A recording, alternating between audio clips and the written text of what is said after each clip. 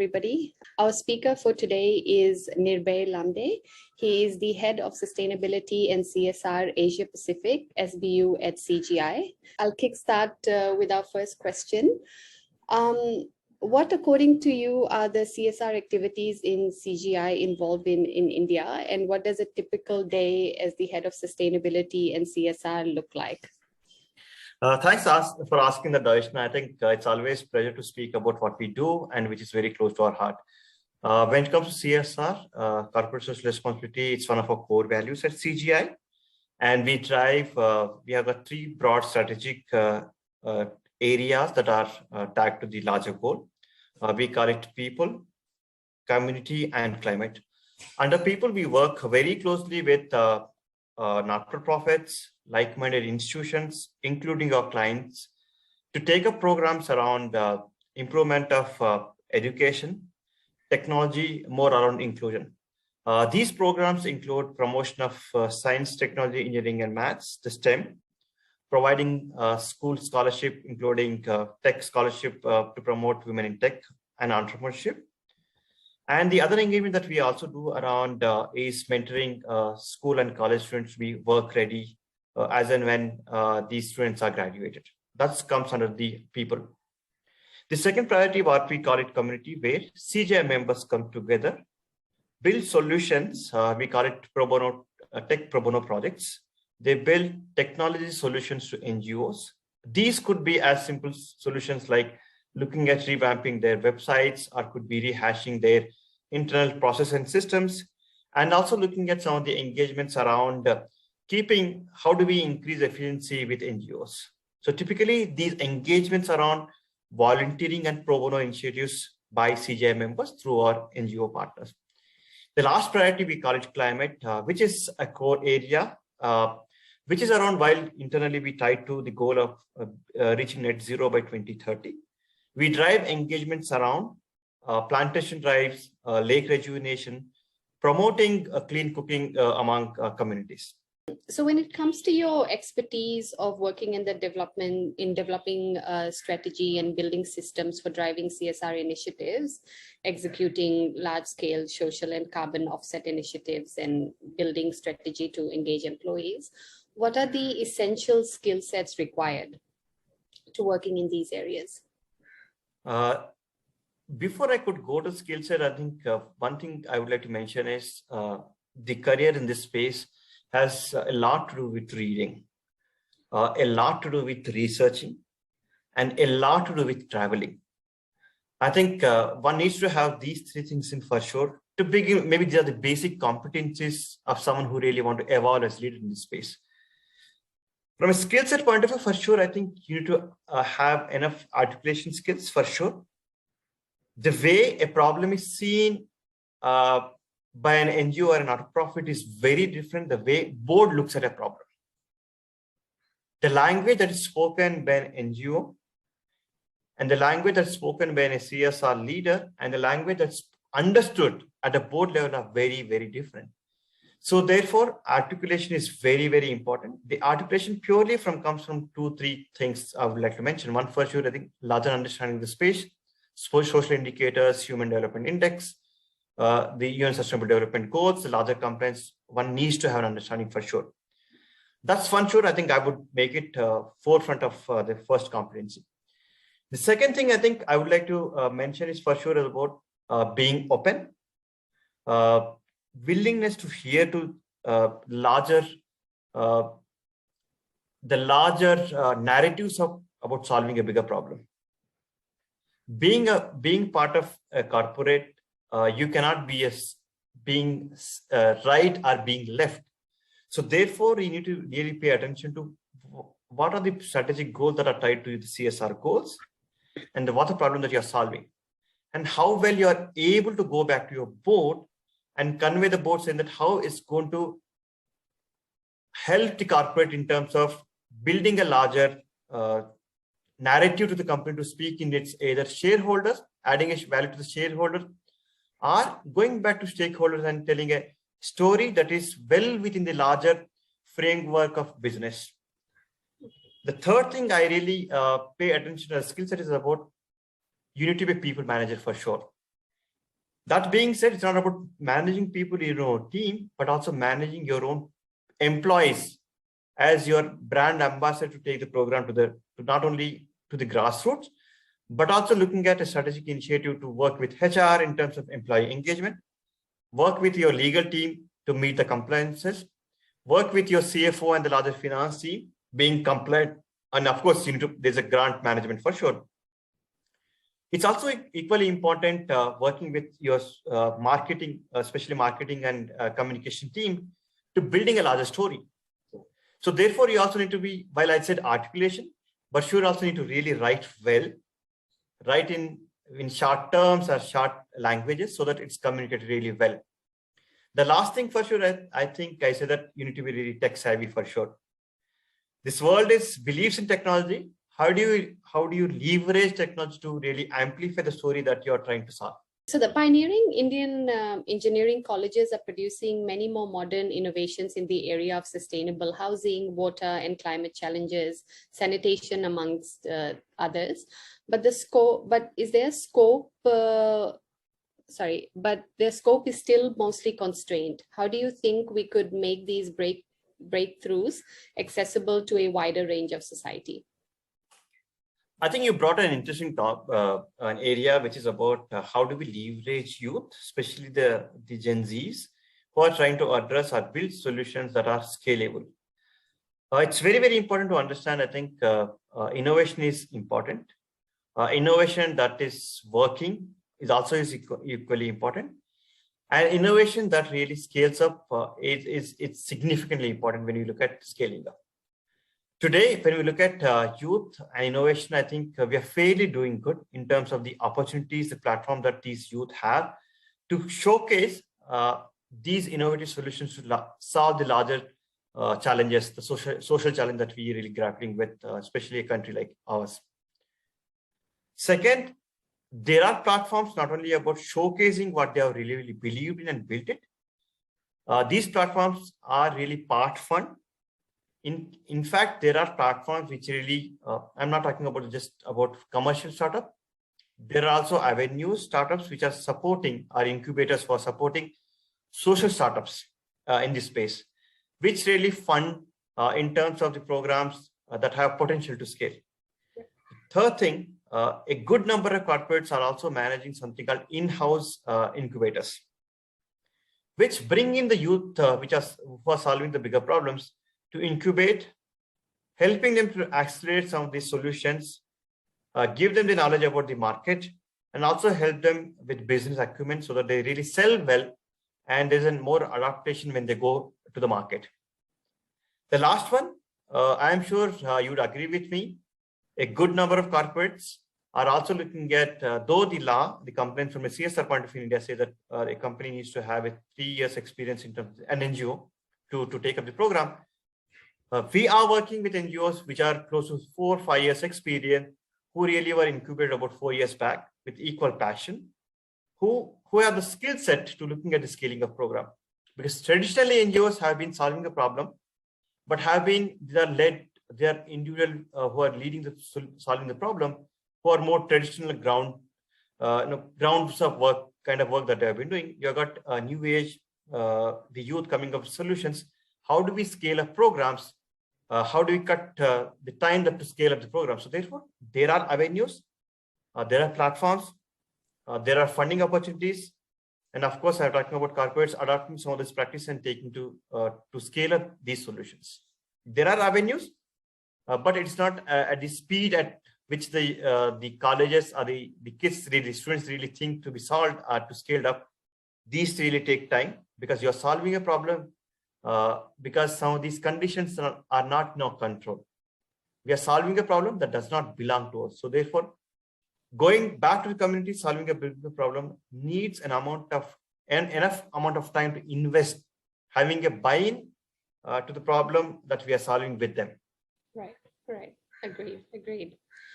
Now to a very important question. You have authored a book on CSR titled Corporate Social Responsibility in India, A Practitioner's Perspective. Can you tell us more about this? Oh, that's thanks for asking. I think there's a prelude to why did I draft the book. ever since it's been about a decade, I think this was about 3 years back when the law was still evolving, the compliance aspects of it.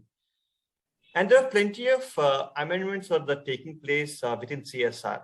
You had various amendments coming in the form of changing reporting, changing the way things need to be done and the way it has to be reported back, including the disclosures. You also had, I'm talking about the discourse in terms of CSR. CSR was largely seen as a philanthropy, and suddenly you need to have an action plan in place. We didn't have as many people who are expert, both having an understanding of the grassroots, also having an experience of a corporate, how really some of the dialogues really happen in a boardroom. So I did see the gap. You had people writing about CSR as a theoretical aspects of it, also writing about CSR as a core value, culture, how CSR can really create the shared value for a corporate. But you have, in Indian context, it became a law, and the law was evolving. While I had been writing about 1,000-word articles over the last few years, I felt it was time for me to bring some of these aspects. Especially when those of you are looking at the book, you'll see that I have not written right away. I did not jump right into the CSR aspects of it. I spoke about various jargons that are spoken as part of the CSR, be it as a not-for-profit, what do they mean by some of these jargons that they use in CSR?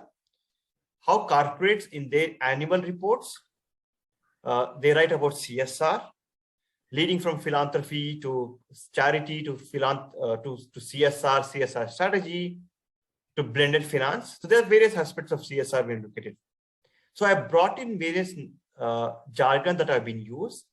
Then I've tied it up with what's happening in India, more the larger aspects of the CSR law itself, how CSR can add value to your volunteering engagements, and tie it up how you need to have a discussion with your boards, NGOs, and employees in the future of CSR in India. That's where the idea was about plugging in the gap for a CSR manager who is looking at how do I go back and work with an NGO. For NGO leaders, how do they approach, how they can approach a corporate towards funding. Then for anyone within communication or for any student who is in Master of Social Work or MBA in Sustainability, how they really need to see the larger picture of CSR. So the idea was all about bridging the gap about the lack of knowledge about a practitioner's perspective, someone who really want to jump from a professional who is a techie or non-techie to a CSR role or NGO role. This book really gives them an overview of how really they can make that switch over. Very interesting and inspirational, Nirbhay. Thank you so much. So in India, the environment and sustainability segment has seen a rather lower CSR funding over the years. Why do you think this is the case, and do you see this changing anytime in the future? Davishna, when you look at some of these UN Sustainable Development Goals, and when we look at Human Development Index, predominantly what we say is that there's a larger belief as well. When we really want to bring a change socially, and when you really want to bring a tectonic shift in terms of social indicators, the best thing that is told that invest highly in education. There is a reason why do we invest in education, because it's tangible, it's visible to a naked eye, and therefore you predominantly see that investments have been in education. So therefore, when you really want to improve, when you really improve education, it has a direct impact not only the student, but also on the families, and also in general in social indicators for sure. Because when you invest in education, it improves ultimately the awareness to educate better, livelihoods, and therefore you invest money and amount in terms of money and time in terms of your health per se. So therefore, investments have been going a lot in terms of the education. And this trend will continue for a few more years for sure. Because I said it's visible, tangible, doable. And all of us who are not only about, not only talking about the CSR leads, but even at the board level, most of the board level and the CSR leads are either first generation learners, because they were the first ones to really get into this kind of role. We ourselves have seen the shift in ourselves because we were educated than the rest of the world, and therefore we are in a position. And we see to the next level who are really studied well, and they're able to get better employable opportunities. So therefore, you will see it predominantly more. The second area that we have seen over last 3 years in the health area, obviously for a reason of the COVID. Going forward, I really see huge opportunity, investment in terms of the environment for sure going forward. With the climate change coming in as a priority for corporates, because if you look at any commitment over last year or so, maybe next 2 years, I would not be surprised. 90% of the corporates, MNCs, will commit being net zero, if not by 2030, by 2040, 2050, because the Indian government said 2070. So we have to be net zero by then. And net zero, while internally you want to solve a problem, but these have to come with an equal amount of investment that has to come from the communities. So therefore, the pushback, I'm not saying that the pushback will happen from education, health to environment, but there would be an incremental investments to the environment for sure. What would be these?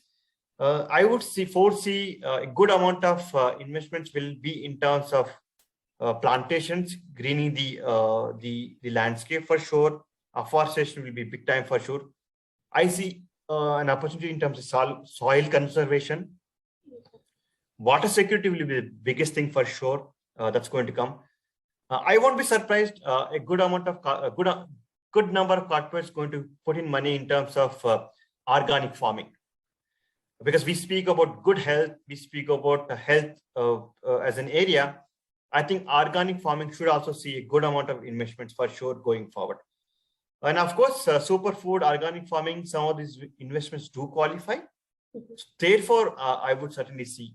The last one, which is these may not be high in terms of investments, but you will also see a significant amount of, in terms of the projects, will be about biogas, improved cook stoves, certainly, and solarification of houses, community spaces, institutions, which is going to be a priority for sure in terms of projects. Okay, very interesting. Thank you. With your academic background in political science, how significant a role do you feel governance plays in achieving climate objectives? India has significant poverty-related challenges with which thereby exacerbates climate vulnerabilities for them. How do you think the allocation of resources can be achieved while balancing both the society and the environment? There are two parts to what I'm going to speak about it. Someone who has masters in political science really gave me a background to how really governance happens, how at locally how the political or executive really some of these really policy really works or frames. That gave me a good background to the political aspects of the governance for sure. The second, over the years, the experience of working with policymakers and the government gave me how execution really happens from a policy to the implementation. The third, especially when you look at the societal challenge that we have, especially when you look at the poverty or the education and some of these real challenges that are there, and how do we really make it move or shift from societal challenge to environmental challenges. This has to be seen a little more differently for a reason. It has to be seen more futuristically for sure. When I say this, this from a perspective of today climate change is real. Today we see a shift in seasonal changes. It has a huge impact on our agriculture output. We see droughts, we see rain, we see floods happening simultaneously in the same region. So therefore, we cannot ignore some of these realities of life. And today, when we look at challenges, which are we were predicting about water wars over the last decade or so, are real in nature. So therefore, when we look at solving some of these problems, the biggest thing that I say is from a policy point of view that if we never had a department of climate change, we never had a department called renewable energy. whenever we're looking at some of these, how do we look at energy as part of renewable energy as part of your larger energy consumption? So therefore, these are tangible policy decisions which are really happen. So therefore, while we said that as a government of India said we'll be net zero by 2070 at a government level, I see a grassroots shift for sure going to happen over a decade or so, for sure. These are going to be in terms of policy level changes. One of the biggest things that I would say changes about climate change as part of our school curriculum, which it is not part of it. So therefore, I would see as part of school and college curriculum that's going to be part. I think NEP does speak about it. Some of these part small, though it's very, very small. So curricular changes are going to happen for sure. I am very confident that governments are, especially not only the central government, even at the state government, we are going to be pushed for larger investments about going more sustainable ways of doing business for sure. Today, not only government, even at shareholders, at business, talking about how sustainable we are as a business. It's not about how much profit that we are making, but today we are asked about how profits are made. So therefore, in fact, the other aspects of it is also about the corporate level is today, all of us are talking about something called ESG reporting, environment, social and governance report. So that's the kind of shift that I'm seeing it. It's a shift that's going to stay for longer. For sure, it's for good for sure. Very encouraging to hear. I'm really hoping schools actually start, subjects on climate. Although I do, whenever I speak to younger people, I feel like they are very well aware of what's happening around them, through social media and what they see. So it's good.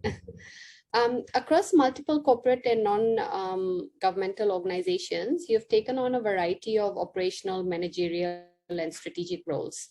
How would you characterize the shifting attitudes of individuals and organizations towards the severity of climate change? One thing for sure is climate change is real. There is no second thought about it. It's safer to accept the challenge. You cannot duck forever because challenge is for sure it is real. So therefore, accept the challenge as it is. Be transparent, be open about what we are doing and how we, especially when it comes to green gas emissions. While we talk about business ethics and being open and transparent, I think ethical aspects of some of these reporting disclosures really come in handy when you are really open with the emissions for sure. When it comes to a leader leading sustainability initiative, it's very, very important. What is the larger picture and the story that you're building over the time is very, very important. So what does it mean? It's all about looking at how your peers are doing. That's very important to go back and tell the story, how your peers, competitors are really doing the work in terms of climate change. So therefore, you need to build stories around how climate change is shaping up with competitors in the market. Go back, share these learnings with your board, with employees, with like-minded people for sure. Second, it's really important for sustainability leaders to start investing in the programs right now, because these investments really take time to really see and speak about some of the stories. Because today, a good number of us really boast about we did plantation of X amount or X numbers, but survival of these also is equally important, right? And these survival only come over 5 years, 7 years, or a decade later. So therefore, right investments right now are equally important. Third, most important thing is about adapting to the change that's happening globally. In no time, today, maybe Indian government is not strict enough to impose some of these disclosures. So we don't have time. So don't wait for the government or norms to be forced upon you. It's very important that you pay attention to the larger narrative that's happening globally, be it Europe or the Americas. It's really important to pick up those threads, start working with your internal stakeholders, build good voice, you can call it ambassadors or your board, build a narrative, plan it for 5 to 7 years with a timeline. I think I'm sure you will really feel proud of what you have achieved over the 5-7 years. That's wonderful. Thank you. Now to a more personal question, Nirbhay. You are familiar with several languages, including Hindi, Telugu, Marathi, and Kannada. Do you engage yourself with local culture and art as well? And also, how do you unwind from work and sort of have a work-life balance or harmony? Thanks for asking. I think no one has ever asked me, because plenty of people actually say that what you're giving back should give you enough and more satisfaction. Yeah, that's true for sure, because we do receive appreciation cards. Someone whom we have give a scholarship about 4 years or 5 years back, someone says, you know what, thank you so much to company CGI, saying that no, I'm really doing good. Those are the aspects of good thing. When it comes to unwinding, as personally, I think I do participate in STEM activities, science, technology, engineering, maths. I'm passionate about building things. So I have a 13-year-old at home. We break things at home. So therefore, that's something that really very close to my heart. The second thing is about, I do participate in, especially when it comes to special occasion, like could be anniversary, could be birthdays, or could be. So I believe in, instead of, see, at home, you can always celebrate, but when you celebrate with underprivileged, it gives you a different flavor, different aspects for sure. Personally, I do engage and provide scholarship at my home. I come from a place called Adilabad. It's one of the tribal districts in Telangana in India. I provide scholarships to the students. I provide in terms of the support and mentoring for the people. In terms of support, school bags, notebook donation drive, all that we do in terms of at person capacity. As a family, we do support couple of cultural aspects of it. Typically, we buy the tribal culture, the tribal artifacts, because that's where we come from. We participate in local festivals like Gondi and some of those which are done during Diwali days. We go and spend time there. We donate money. So I do participate in some of those things. And my wife is big time in terms of supporting local artisans. Her saris and dress material do come from some of these artisans. She picks up directly from them as part of her initiative. Wonderful. And last question, would you have any podcast or books that you'd like to tell our viewers on that would you recommend? Any books and podcasts? I think books point of view, I think there are plenty of books that I would highly recommend.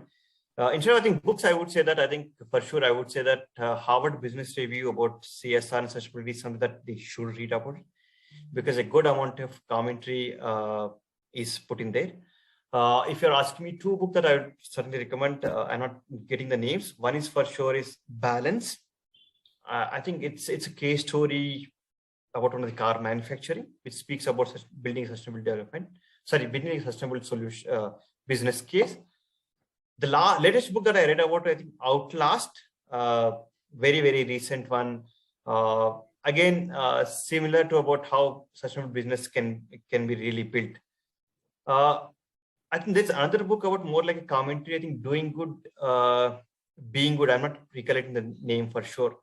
I think you should really highly recommend these books for sure. But there are plenty of podcasts for sure. I think you need to be really careful about what's coming your way, because unfortunately the space is evolving. So therefore you need to really need to have a balance between the right versus the left, right? Because certainly corporations are not exploiting, because that's another way of looking at things, right? So therefore you need to have a balance between these. And I think there are plenty of, I would not be able to podcast for sure. I think maybe Climate Asia is another one. You should really look at it and see and listen to some of these stories. These will be certainly elevating for sure as a person. Thank you so much, Nirbhay. Really appreciate your time today. Thank you so much for coming on board, and it was lovely hearing you answer all the questions candidly. Encouraging to see people in corporate India who feel so passionately about what's happening on the ground level. Really appreciate it. Thank you so much. Thank you, Darshana, for having me here.